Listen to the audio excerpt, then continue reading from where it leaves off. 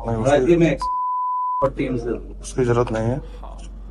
और मैंने आपको सर इसमें कोई बातचीत ना करे। देना चाहता, लेकिन वो आपने थोड़ा सा आप स्वीकार नहीं किया, आप नहीं करते हैं। आशीर्वाद चाहता हूँ सर अपनी टीम के लिए।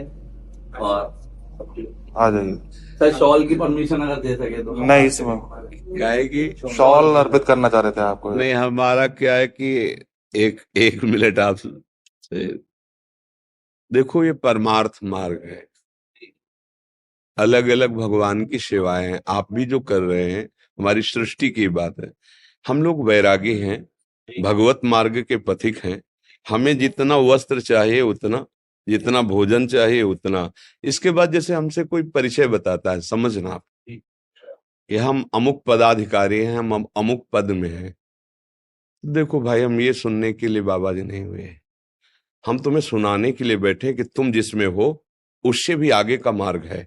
तुम्हारा मंगल कैसे होगा, तुम काम विजयी कैसे बनो, क्रोध विजयी कैसे बनो, कोई भी पाप तुम्हारा नाश न कर पावे, कोई भी विकार तुम्हें परास्त न कर पावे, ये हमारा मार्ग है।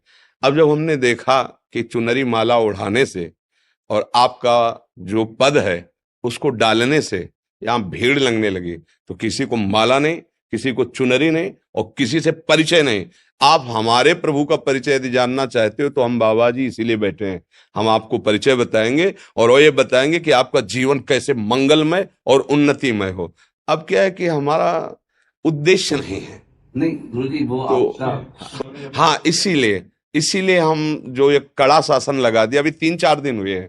नहीं, हम सबका जैसे आप बोल रहे ना, लाओ इनको चुनरी, लाओ इनको, और आपको फिर उससे क्या हुआ कि वो एक जो भूमिका बन रही थी ना, वो प्रपंच की बनने लगी।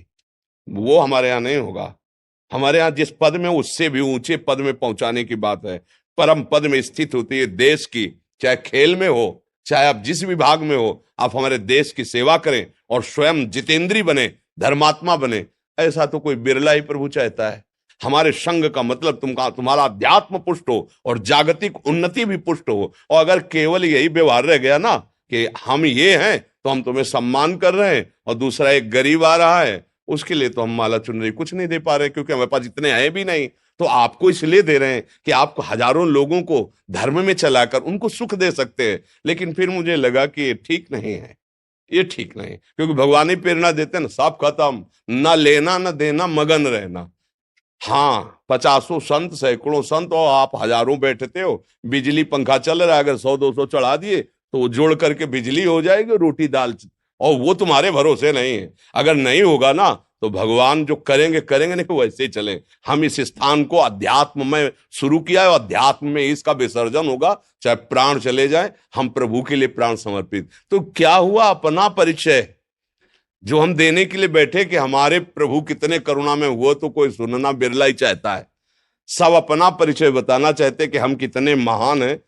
हम बाबा जी हैं, सतमार्ग के प्रतीक है, भगवान के मार्ग के लिए बैठे। तुम्हारा कल्याण होगा जब तुमको दबकाएं फिर भी आप हाथ जोड़ो, तब तुम्हारा कल्याण होगा। मरीज डॉक्टर के सामने होश ही से रहे, और ये परमार्थ की औषधि। हम जब तुमसे चाहेंगे ना तो दब के बोलेंगे, और जब तुमसे चाहेंगे नहीं ना तो हाथी का सवार भुनगा नजर आएगा। सुरपति नरपति लोकपति जिनके भावे घास। इसलिए भैया, हम जिस मार्ग के लिए बैठे, हम चाहते कि आप वही आनंद लेने यहाँ आओ।